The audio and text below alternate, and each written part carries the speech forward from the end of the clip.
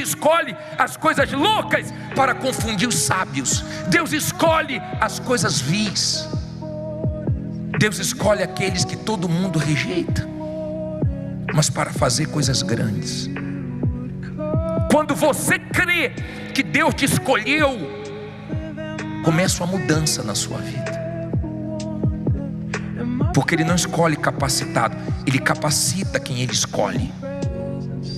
Quando você entende que Deus te escolheu, então você não olha mais para a sua condição humana,